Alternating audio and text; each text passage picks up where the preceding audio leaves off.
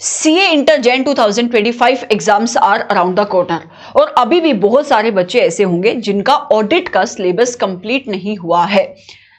तो इस particular video के अंदर I am going to give you some of the tips, some of the techniques, जिसकी help से अगर आप सिर्फ इतना भी कर लोगे जितना आज इस वीडियो के अंदर हम डिस्कस करने वाले हैं, तो भी आप बहुत अच्छे मार्क्स से ऑडिट का एग्जाम क्लियर कर सकते हो।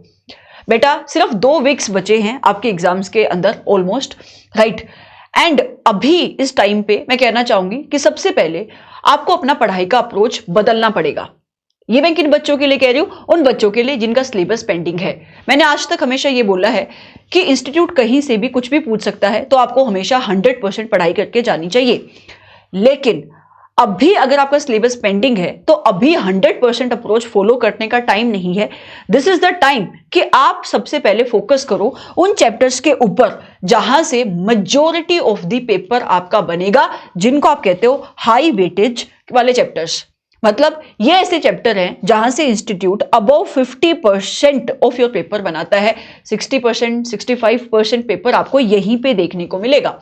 ये कौन कौन से चैप्टर है? Chapter number 2, chapter number 3, 4, 5, chapter number 9। मैंने एक डिटेल्ड एनालिसिस वीडियो भी डाली हुई है इसके ऊपर, राइट। इसके साथ साथ कारो, मैं आपको श्योरिटी से बोल सकती हूं जो चैप्टर्स मैंने यहां पे आपको बोले हैं वहां से क्वेश्चन पेपर आपको ज्यादातर देखने को मिलेगा।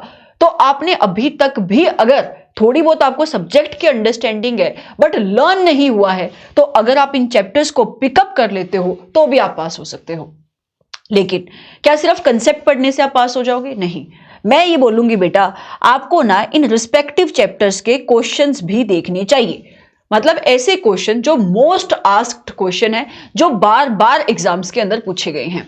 लेकिन आपको पता कैसे चलेगा कि मोस्ट आस्क्ड क्वेश्चन है? या तो आपके पास आपके टीचर ने कोई कंपाइलेशन दी हो तो भी आपको पता हो।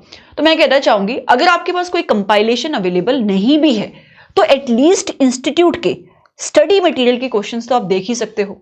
इसके साथ साथ जो आपके अभी 2 अटेम्प्ट हुए हैं नए सिलेबस के, आप उनके सजेस्टेड आंसर देख सकते हो, आप उनकी एमटीपीज देख सकते हो। इसके अलावा भी आपके पास अगर टाइम अवेलेबल है तो मैं बोलूंगी आप आरटीपी भी देख लो। और जो इस रीसेंट ये जो आपका रिस्पेक्टिव अटेम्प्ट है जिसका आप पेपर लिख रहे हो, उसका एमटीपी और उसका आरटीपी तो मैंडेटरी है। तो ये अपने आप में कंपाइलेशन बन जाती है मोस्ट इंपोर्टेंट क्वेश्चंस के। मैम इतना करने से हो जाएगा? क्योंकि टीचर्स के क्वेश्चन बैंक तो इतने मोटे मोटे होते हैं। वो होता है आपका उस टाइम पे जब आप पूरा पढ़ रहे होते हो, अभी वो टाइम नहीं बचा है। समझ में आ रहा है? दूसरी बात मैं आपको ये भी कहना चाहूंगी कि आपको ना अभी जो भी मटेरियल आप रेफर करोगे पढ़ाई करने के लिए, लर्न करने के लिए, वो वही मटेरियल होना चाहिए जो आप 1 डे बिफोर रेफर करने वाले हो। इसका रीजन क्या है? इसका रीजन ये है कि वो जो इंस्टीट्यूट का मोटा सा मटेरियल है या आपके टीचर का जो मोटा सा मटेरियल है, वहां से आप पूरा नहीं पढ़ पाओगे। तो आपके पास कोई चार्ट्स अवेलेबल है, आप वहां से पढ़ना शुरू करो, वहां से आप रिवाइज करना शुरू करो। स्पेशली स्टैंडर्ड बेस्ड जो चैप्टर्स हैं वो आपको चार्ट से पढ़नी चाहिए। अगर आपके पास चार्ट अवेलेबल नहीं है, चाणक्य नीति के अंदर ओपन चार्ट है, आप उनको जाके रेफर कर सकते हो। नहीं तो अभी इंस्टीट्यूट ने, आपके आईसीआई ने ही कुछ तो कंसाइज चार्ट निकाला है, ठीक है, आप उसको रेफर कर सकते हो। आपको एक और चीज ध्यान में रखनी है, जो गलती बहुत ज्यादातर बच्चे करते हैं वो है एमसीक्यू के ऊपर इस टाइम पे आपको कोई भी टाइम नहीं वेस्ट करना है। मैंने हमेशा बोला है कि एमसीक्यू बहुत इंपॉर्टेंट है, 30 नंबर आपको लाके देंगे, मैं अब भी यही बोलूंगी। लेकिन ये उस टाइम की बात है बेटा जब आप कंसेप्ट पढ़ रहे हो। अभी क्या है, अगर आप किसी भी टीचर की 4 घंटे या 5 घंटे की एमसीक्यू की वीडियो देखोगे बट आपको कंसेप्ट नहीं आते हैं तो it is of no use. MCQ का तो ऐसा सीन है कि अगर आपको कंसेप्ट आते तो आप एमसीक्यू अटेम्प्ट कर पाओगे, ठीक है। तो अलग से अगर आपका सिलेबस पड़ा हुआ है और आप सिलेबस को छोड़ के ऐसे सोच रहे हो कि टीचर का कोई एमसीक्यू का वीडियो देख लेता हूं तो मेरा काम हो जाएगा, मेरे 30 नंबर पक्के हो जाएंगे, ऐसा नहीं होता है।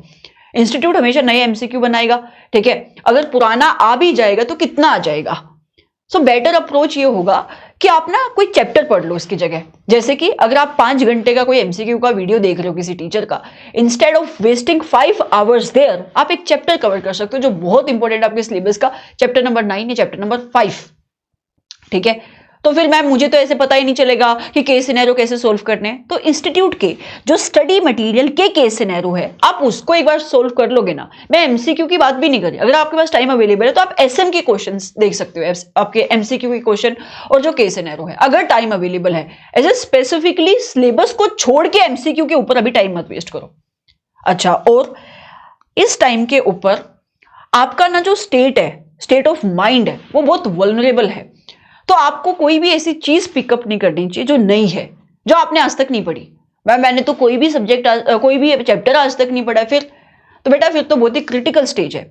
मेरा कहने का मतलब ये है कि ऐसी कोई भी चीज, ऐसा कोई भी कंसेप्ट, ऐसा कोई भी टॉपिक, कोई भी स्टैंडर्ड जो आपका मोमेंटम तोड़ सकता है, आपका कॉन्फिडेंस तोड़ सकता है, आप उस चीज को पिकअप नहीं करोगे। नहीं तो जितना भी टाइम बचा है आप उस अंडर कॉन्फिडेंस के चक्कर में उतना भी वेस्ट कर दोगे। इसके साथ साथ जस्ट मेक श्योर कि आप अभी भी एक डेली शेड्यूल बना के रखो। होता क्या है कि बच्चे ना एग्जाम से पहले शेड्यूल भूल ही जाते हैं, है ना। अभी तक आप एक प्रॉपर प्लान को फॉलो कर रहे थे, कितना पढ़ना है, कहां से पढ़ना है, each and everything was planned. But जैसे ही आपका वो प्लान सारा खराब हो गया ना, आप कुछ प्लान ही नहीं फॉलो करते हो। जैसे आप सुबह उठते हो अपने हिसाब से आप आगे बढ़ रहे हो। तो सिर्फ 2 वीक बचे हैं, बट ये बहुत क्रूशियल टाइम है। तो आपके पास एक प्रॉपर प्लान होना चाहिए कि भैया आपको कितने चैप्टर्स के ऊपर फोकस करना है अभी से। अगर नहीं आपने प्लान बनाया है कब इन चैप्टर्स को मुझे खत्म करना है, कैसे करना है, ये आपको आपके हाथ में एक डेली स्टडी का प्लान अभी भी अवेलेबल होना चाहिए। तो चीजें अभी भी खत्म नहीं हुई हैं, मतलब अभी भी आपके पास स्कोप है कि आप सीरियसली पास हो सकते हो। ओके, मैं आपको कुछ टिप्स भी देना चाहूंगी रिटेंशन की, कि कैसे आप इस सब्जेक्ट को रिटेन कर सकते हो। आप ना शॉर्ट नोट बनाओ। जैसे कि मैं क्लास में हमेशा ये एडवाइस करती हूँ कि जहां पे काफी सारे पॉइंट्स होते हैं, आप क्या करो कि उस एक पर्टिकुलर लाइन को एक वर्ड या 2 वर्ड में समराइज कर लो। जैसे आप उस वर्ड को बोलोगे ना, तो आपको उस लाइन के अंदर क्या ये समझ में आ जाएगा। So you make the very very short notes. ये एक टेक्निक होती है आपकी मेमोरी को बढ़ाने की भी, और चीजों को रिटेन करने की और रिकलेक्ट करने की। इसके साथ साथ निमोनिक आप यूज कर सकते हो, लेकिन जब बात निमोनिक की आती है तो मैं बोलूंगी ज्यादा क्वांटिटी के अंदर आपको निमोनिक नहीं बनाने चाहिए, नहीं तो बहुत कंफ्यूजन क्रिएट हो जाती है। तो जहां पे चीजें बहुत टेक्निकल हैं, बहुत नंबर ऑफ पॉइंट ज्यादा हैं, तो कहीं कहीं पे आप निमोनिक बना लो। लेकिन जब भी आप निमोनिक बनाओगे, जस्ट मेक श्योर कि सारे निमोनिक जो भी आपने जिस कंसेप्ट के बनाए आपने एक जगह पे लिख के रखे, ताकि आप एग्जाम से पहले उन निमोनिक को देख लो और उन पॉइंट्स को देख लो। नहीं तो एग्जाम में क्या होता है कि निमोनिक तो आपको याद होता है, बट पॉइंट आपको याद नहीं होते हैं। इसके साथ साथ आप एक काम करो, अगर आपको दिन में से मिलता है, ये काम मैं बहुत करती थी, स्पेशली जैसे जीएसटी वगैरह का जो पेपर होता था जिसमें प्रोविजन बहुत है, एग्जम्पशंस काफी सारी हमें वहां पे पढ़नी पड़ती है। सो वहां पे what I used to do कि मैं किसी और को पढ़ाना शुरू करती थी। तो आप भी ऐसे अपनी फैमिली में किसी के साथ डिस्कशन कर सकते हो जो आपने पढ़ा ऑडिट का, कि अच्छा आपने ये पढ़ा, तो 5 मिनट लगा के आपने किसी को बोल दिया। अगर कोई नहीं भी है तो आप अपने आप से ही बोलो। जब आप जितना जोर से थ्योरी सब्जेक्ट बोलोगे उतना ज्यादा आपको लर्न होगा, ठीक है। और लास्ट में मैं यही कहना चाहूंगी कि आपको ना ऐसे ओवर बर्डन करने की जरूरत नहीं है इस टाइम के ऊपर, क्योंकि बर्डन ऑलरेडी बहुत ज्यादा है। तो अगर आप ओवर थिंकिंग में चले जाओगे और आप ये सोचोगे कि यार मेरा तो कुछ होने नहीं वाला, अभी मैं छोड़ ही देता हूं, तो ये छोड़ ही देता हूं, ये 14 दिन आपके वेस्ट हो जाएंगे। 14 जब भी ये वीडियो आएगी उस हिसाब से आप देख लेना, ठीक है। तो 2 वीक के आसपास आपका टाइम बचा हुआ है। अपने आप को ओवर बर्डन मत फील कराओ, ओवर प्रेशराइज्ड मत फील कराओ। Stay calm and stay focused. So बेटा ये सारी चीजें आपको ध्यान में रखनी है। बहुत आसानी से आप अभी भी अपना पेपर, अपना अटेम्प्ट पास कर सकते हो, I can assure you. So thank you so much for watching this video. Have a great day और नाइट, जब भी जिस भी टाइम आप इस वीडियो को देखो। Bye bye.